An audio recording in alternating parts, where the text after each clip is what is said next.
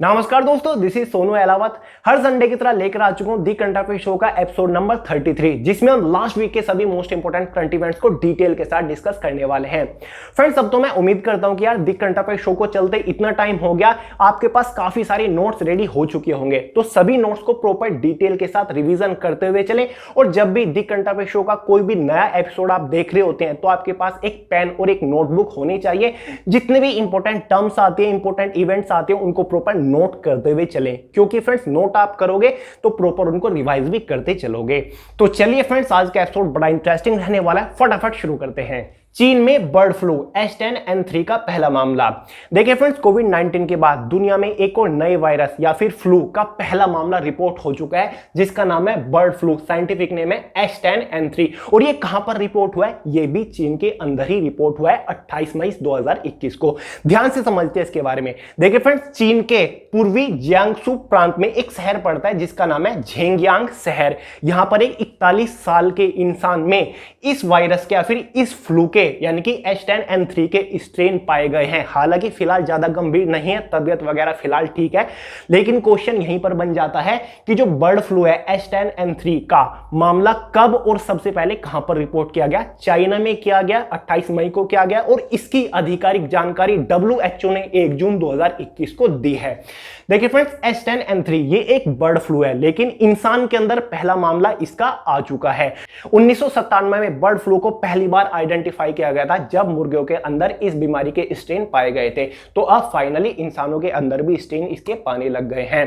तो फ्रेंड्स, ये वायरस थोड़ा सा इन्फेक्टेड इसलिए हो जाता है, थोड़ा सा गंभीर इसलिए हो जाता है क्योंकि कई वायरसों से मिलकर बना हुआ है। और जो इंसान के अंदर ये वायरस आ रहा है वो इसलिए आ रहा है क्योंकि इसमें एक और वायरस है H5N1। जो ये वायरस है ये इंसान की बॉडी के साथ इन्फेक्ट कर जाता है, रिएक्शन कर जाता है, इसलिए इंसान की बॉडी इस वायरस को पकड़ पा रही है तो बर्ड फ्लू, लेकिन इंसान के अंदर जो स्ट्रेन पाए जा रहे हैं इसका कारण H5N1 है, क्योंकि कई सारे वायरसों से मिलकर बना हुआ है H10N3। और इसका नाम क्या है? एवियन इन्फ्लुएंजा वायरस के नाम से भी इसे जानते हैं। तो एग्जाम में गारंटेडली क्वेश्चन बनेगा कि H10N3 ये है क्या? तो ये एक बर्ड फ्लू है। नोट कर लीजिएगा, इंपॉर्टेंट होते हैं ऐसे क्वेश्चन। बात करते हैं नेक्स्ट करंट इवेंट के बारे में। NSA ने भारतीय तटरक्षक बल के स्वदेशी जहाज सजग को किया जहाजी बेड़े में शामिल। सबसे पहले समझते हैं NSA है क्या। काफी सारे लोग इसकी फुल फॉर्म जानते होंगे, नेशनल सिक्योरिटी एडवाइजर। बिल्कुल सही, लेकिन इंडिया के नेशनल सिक्योरिटी एडवाइजर है कौन? आप स्क्रीन पर देख रहे हैं, यह है अजीत डोभाल। जिन लोगों ने Uri the surgical strike movie अच्छे से देखी होगी या फिर 2016 वाली स्ट्राइक के बारे में डिटेल से जानते हैं, वो इनको डेफिनेटली जानते ही होंगे। इनको कृति चक्र से भी नवाजा जा चुका है, सम्मान दिया जा चुका है, क्योंकि ये है इंडिया के मास्टरमाइंड, नेशनल सिक्योरिटी एडवाइजर हैं ये। ठीक है फ्रेंड्स, क्योंकि इन्होंने ही करवाई थी वो स्ट्राइक। पूरा जो माइंड सेट था वो इन्हीं का ही था उस स्ट्राइक के पीछे। तो हाल ही में NSA ने जो इंडियन कोस्ट गार्ड है, ठीक है, भारत की जो तटरक्षक बल है, उसमें एक जहाज को शामिल किया है। उस जहाज का नाम है सजग। एग्जाम में अक्सर यही पूछा जाता है, नाम दे दिया जाएगा सजग है क्या। काफी सारे लोग हेलीकॉप्टर पे ऑप्शन लगा लेते हैं, काफी सारे लोग सबमरीन पर ऑप्शन लगाएंगे। तो समझिए ये एक जहाज है जो कि मेड इन इंडिया है, भारत द्वारा ही बनाया गया है, और इंडियन कोस्ट गार्ड के बेड़े में इस जहाज को शामिल किया गया है NSA, नेशनल सिक्योरिटी एडवाइजरी की अध्यक्षता में, ऐसा हम कह सकते हैं। तो इस जहाज के बारे में जान लेते हैं है क्या। जहाज मैं आपको दिखा दूं, इस तरीके का जहाज है, काफी विशाल जहाज है, काफी एडवांस टेक्नोलॉजी इसमें शामिल की गई है। सजग को गोवा शिपयार्ड लिमिटेड में ही बनाया गया है, यानी कि कंप्लीटली मेड इन इंडिया है, भारत के द्वारा इसका डिजाइन किया गया है, भारत द्वारा निर्मित किया गया है। इसमें उन्नत तकनीकी यानी कि एकदम एडवांस टेक्नोलॉजी का इस्तेमाल किया गया है। संचार उपकरण यानी कि जो कम्युनिकेशन सिस्टम है वो भी काफी एडवांस है। साथ ही नेविगेशन सिस्टम, GPS सिस्टम वगैरह बहुत ही स्ट्रॉन्ग इसमें दिया हुआ है। मशीनरी और सेंसर भी काफी हैवी इसमें लगाए हुए हैं। तो फाइनली इंडियन कोस्ट गार्ड के पास सजग जहाज आ चुका है। तो याद रखिएगा, NSA की अध्यक्षता में इसको शामिल किया गया है। अरुण मिश्रा बने राष्ट्रीय मानव अधिकार आयोग के अध्यक्ष। सबसे पहले समझते हैं राष्ट्रीय मानव अधिकार आयोग है क्या।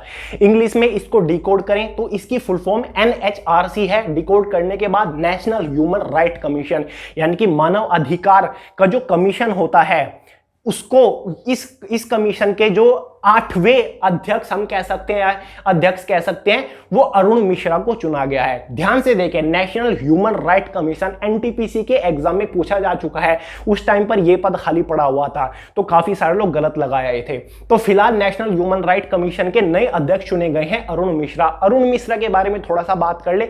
ये फॉर्मर सुप्रीम कोर्ट के जज ऑलरेडी रह चुके हैं, कलकत्ता हाई कोर्ट के चीफ जज ये रह चुके हैं, साथ ही राजस्थान हाई कोर्ट के चीफ जज ये ऑलरेडी रह चुके हैं, मध्य प्रदेश बाड़मेर से ही बिलोंग करते हैं। अरुण मिश्रा 8वें चेयरमैन या फिर अध्यक्ष नेशनल ह्यूमन राइट कमीशन के चुने गए हैं। हिंदी में वाले देखिए राष्ट्रीय मानव अधिकार आयोग। क्लियर है।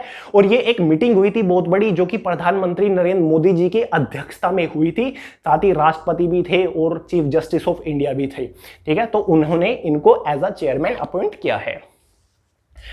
अब देखिए, मेरा जो एपिसोड रहता है दी करंट अफेयर शो का, उसमें मैं एक फॉर्मेट लेके चलता हूं। पहले कुछ करंट इवेंट आए, फिर 4-5 उस वीक के अंदर अगर कुछ इंपॉर्टेंट डेट्स है तो उनको हम कवर करते हैं, थीम वगैरह बाकी डिटेल के साथ। तो इंपॉर्टेंट डे आ जाता है। कल क्या था?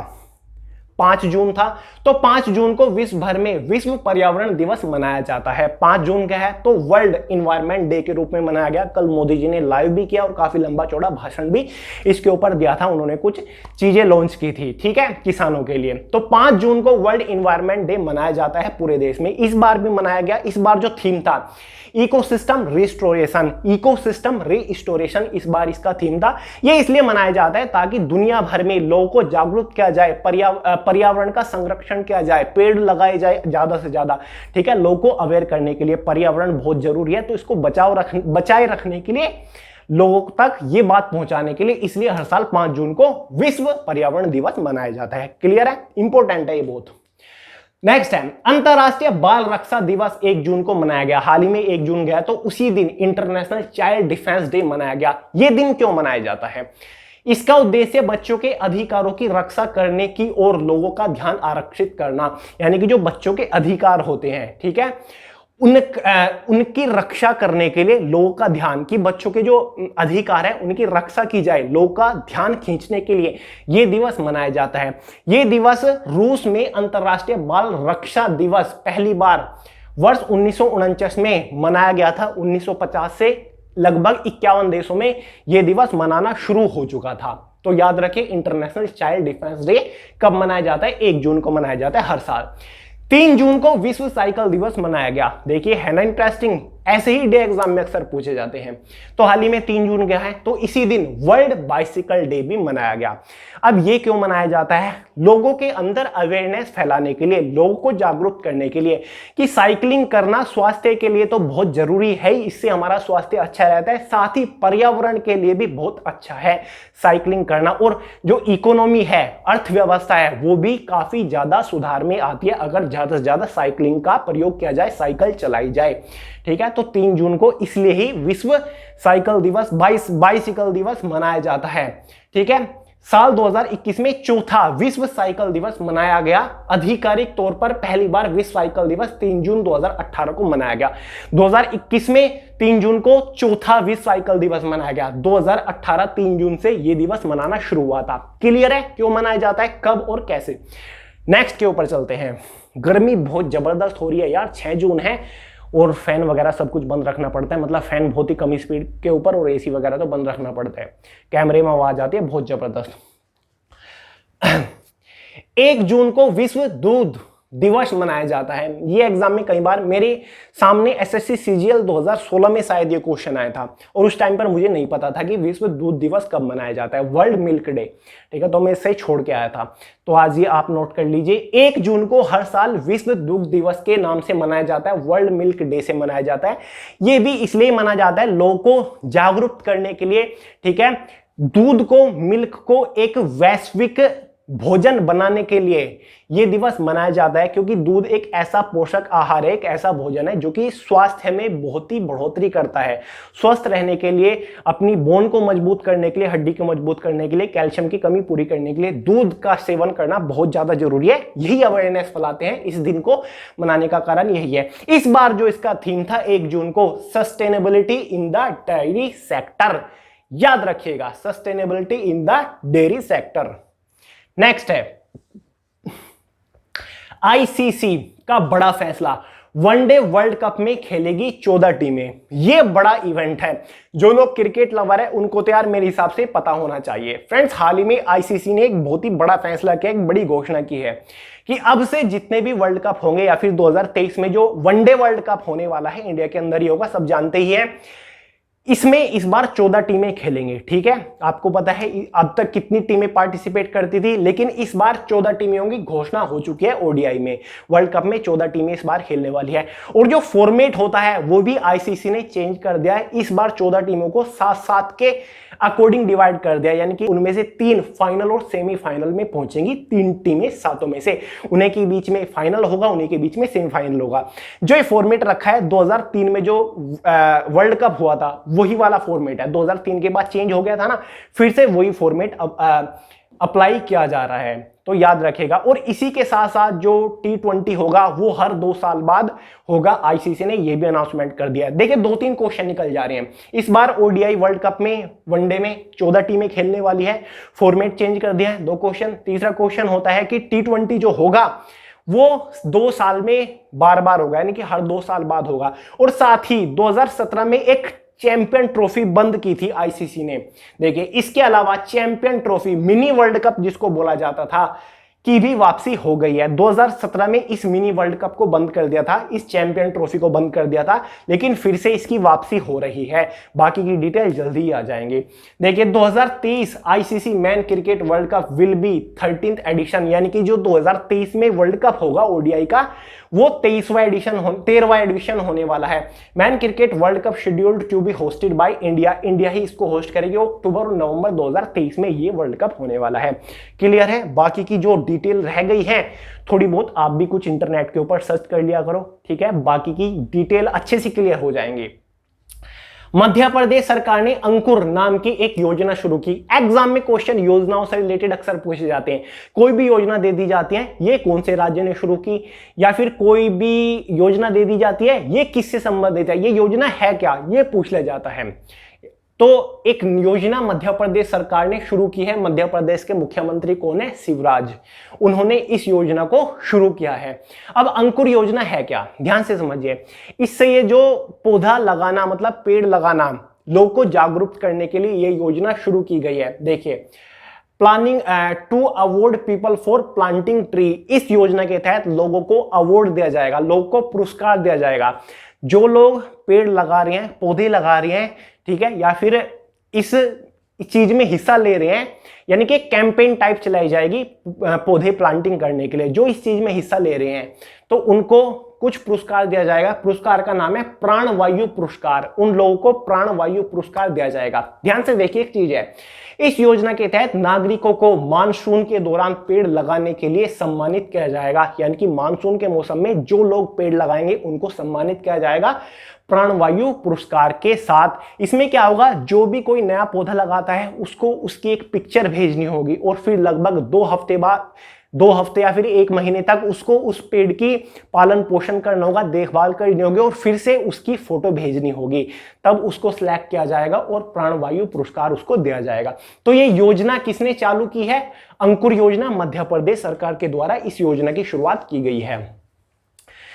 न्यूज वगैरह या फिर आप यूट्यूब के ऊपर बहुत सारी वीडियोस अगर देखते होंगे या फिर न्यूज़पेपर पढ़ते होंगे तो ये तो आपने देख ही लिया होगा। ईरान का सबसे बड़ा युद्धपोत आग लगने के बाद ओमान की खाड़ी में डूबा। हाल ही में ईरान का एक युद्धपोत था, यानी कि जो शिप होते हैं जो युद्ध लड़ते हैं, ईरान की नेवी के पास था, वो जलकर डूब गया है। फिलहाल उसमें आग लग गई थी और डूब गया है, ओमान की खाड़ी में डूब गया है। जहाज का नाम देखिए, खर्ग जहाज इसका नाम था, और ये ईरानी बंदरगाह जाश्क के पास डूबा है, या फिर वहीं पर डूबा है, ईरानी बंदरगाह के पास। ठीक है, ओमान की खाड़ी में डूबा है। अब आग लगाने के कारण कई बताए जा रहे हैं। कुछ तो ये बता रहे हैं कि उनका कोई एटॉमिक परीक्षण कार्यक्रम चल रहा था जिसकी वजह से ऐसा हुआ होगा, क्योंकि पहले से इजराइल और अमेरिका की नजर इसके ऊपर बनी हुई थी, ईरान के ऊपर, कि वो जो उसका एटॉमिक मतलब कार्यक्रम चल रहा है उसके ऊपर विवाद भी चल रहे थे। तो अभी फाइनली रिपोर्ट नहीं आई कि आग किस वजह से लगी है और ये इतना बड़ा जहाज डूबा क्यों है। और ये नई बात नहीं है, अभी 2019 में एक मिसाइल ने उन्हीं का ही एक युद्धपोत पे के ऊपर अटैक कर दिया था जब वो टेस्टिंग कर रहे थे। लगभग 19 लोग के आसपास उसमें मारे गए थे। और उससे पहले भी लगभग 2018 में इनका एक जहाज ऐसा ही मतलब नेवी का जहाज डूब गया था। तो ऐसा होता रहता है ईरान के साथ। नेक्स्ट है, विश्व भर के किसानों के लिए विश्व का पहला नैनो यूरिया लिक्विड इफ्को के द्वारा लॉन्च किया गया। इफ्को के बारे में जानते होंगे, इंडिया की एक ऑर्गेनाइजेशन है जिसका नाम है, फुल फॉर्म है इफ्को की, ये देखिए, Indian farmers fertiliser cooperative limited. IFFCO Indian farmers fertiliser cooperative limited, ठीक है, जो कि खाद वगैरह बनाती है, खाद प्रयोग फर्टिलाइजर प्रोड्यूस करती है इंडिया के किसानों के लिए। जानते हो उसके बारे में? तो हाल ही में हमारे यार देश के वैज्ञानिकों ने कमाल कर दिखाया है और दुनिया में ऐसा पहली बार करने वाले हमारे देश के वैज्ञानिक है। और ये इफ्को के जो वैज्ञानिक या फिर इंजीनियर्स है उन्होंने ये कमाल कर दिखाया है।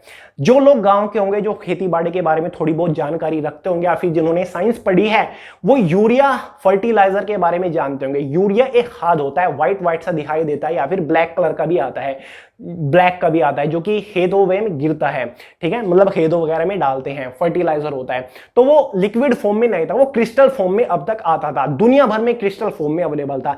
लेकिन भारत के वैज्ञानिकों और इंजीनियरों ने कमाल कर दिखाया है, उस यूरिया को अब इन्होंने लिक्विड फॉर्म में बना लिया है, इसका आविष्कार कर लिया है और ये सेल के लिए रेडी हो चुका है। और ये दुनिया में ऐसा इंडिया में किया है इफ्को के वैज्ञानिक या फिर इंजीनियरों ने। कई सालों से इसके ऊपर शोध, इसके ऊपर परीक्षण चल रहे थे, फाइनली अब जाके इसमें इन्हें सफलता मिली है। लिक्विड फॉर्म में अवेलेबल होने का मतलब ये भी है कि जो इफेक्ट होता था, असर होता था खेती के ऊपर, अब थोड़ा फास्ट होगा और थोड़ा ज्यादा असर होगा क्रिस्टल सॉलिड खाद के मुकाबले, जो ये लिक्विड यूरिया है। तो याद रखिएगा, जो लिक्विड नैनो, इसका पूरा नाम नैनो यूरिया लिक्विड, इसको नाम दिया गया है nano, first nano urea liquid launched by IFFCO, जो कि इंडिया के अंदर है। तो क्लियर है, याद रहेगा। क्वेश्चन कैसे बन सकता है कि कौन से देश ने जारी किया या फिर कौन सी कंपनी ने जारी किया है। इफ्को ने किया है, इंडिया के अंदर ही किया गया है। ये इस तरीके की बोतल में introducing IFFCO nano urea liquid, nano urea liquid, इस नाम से क्वेश्चन बनेगा। नैनो यूरिया लिक्विड किसके द्वारा बनाया गया दुनिया में? इंडिया के द्वारा। किस कंपनी ने? इफ्को ने बनाया, ठीक है, जो कि विश्व भर के किसानों के काम आने वाला है। तो वैसे तो हम यहीं पर खत्म करना चाह रहे हैं इस द करंट अफेयर शो के आज वाले एपिसोड को, लेकिन एक और इंपॉर्टेंट करंट इवेंट आ जाता है, बता ही देता हूं, इकोनॉमिक्स का है। वित्तीय वर्ष 2020-2021 में भारत की अर्थव्यवस्था में 7.3% की गिरावट आई है। हाल ही में फ्रंट एक रिपोर्ट जारी की गई है 2020 और 21 की, मतलब जो वित्तीय रिपोर्ट जारी की गई है 2020 और 21 की रिपोर्ट है। इसमें पता चला है कि कोविड-19 ने भारत के ऊपर कितना जबरदस्त इफेक्ट डाला है, जिसकी वजह से 7.3% इकोनॉमी भारत की डाउन चली गई, गिर गई है जीडीपी। तो ये काफी बड़ा नुकसान भारत के अंदर देखने को मिला है। एग्जाम में ऐसे क्वेश्चन कई बार बनते आते हैं कि एक रिपोर्ट के मुताबिक 2020 और 2021 में भारत की जीडीपी में कितनी गिरावट आई है, तो 7.3% की गिरावट आई है फाइनेंशियल ईयर 2020 और 21 के बीच में। क्लियर है, ये चीज इतनी ही थी, बाकी इसके बारे में और कोई खास और इंपॉर्टेंट डिटेल नहीं है। तो चलिए फ्रेंड्स, आज के एपिसोड में इतना ही था। बाकी काफी सारे लोग कमेंट कर देते कि भैया आपने तो 13, 14, 12 करंट इवेंट ही कराए हैं। यार लास्ट वीक में इतने इंपॉर्टेंट करंट इवेंट थे, कचरा डालने का आपके माइंड में मेरा कोई भी मकसद नहीं है, कोई भी इरादा नहीं है। मेरा इरादा बस यही है कि जो इंपॉर्टेंट है एग्जाम में, जो पूछा जाता है एग्जाम के पॉइंट ऑफ व्यू से, जो इंपॉर्टेंट है वही आप पढ़ो, उसी के नोट्स बनाओ, उन्हीं के ऊपर रिवाइज करो। फालतू की चीजें बहुत सारी अवेलेबल है, फ्री बहुत सारे लोग बैठे हुए हैं, तो आपके पास चॉइस है। मैं केवल filtered most selected current event ही आपके लिए लेकर आता हूं। बात रही इसके पीडीएफ की, तो वो आपको टेलीग्राम ग्रुप में मिल जाएगा। वे टू सक्सेस के नाम से ही टेलीग्राम के ऊपर सर्च कर लीजिएगा और ज्वाइन करके सभी पीडीएफ आपको वहीं पर मिल जाएंगे अब तक हो चुके एपिसोड के। तो चलिए फ्रेंड्स, यार आज के एपिसोड में इतना ही था। बाकी कैमरे जिससे मैं हमेशा रिकॉर्ड करता हूं उसमें कोई बड़ी प्रॉब्लम आ गई थी, इसलिए वो रिपेयरिंग के लिए बाहर गया हुआ है। फिलहाल जो मैं शूट कर रहा हूं ये एक लाइव स्ट्रीमिंग कैमरा है, जिससे लाइव वगैरह लेक्चर रिकॉर्ड करते हैं। एंगल का थोड़ा कॉम्प्रोमाइजेशन आज आपको करना पड़ेगा डेफिनेटली, लेकिन धीरे धीरे हो जाएगा। बाकी स्मार्ट बोर्ड का भी सेटअप चल रहा है, 1-2 दिन में वो भी फिट हो जाएगा, फिर उसके ऊपर करेंगे। तो चलिए यार, पसंद आया लाइक करिएगा, दोस्तों शेयर करिएगा, और गर्मी इतनी है कि मतलब उठ पटांग में कुछ भी बोल रहा हूँ। चैनल को सब्सक्राइब करिएगा, दोस्तों का शेयर करिए। मिलते हैं अगली वीडियो में बहुत जल्द, तब तक के लिए जय हिंद।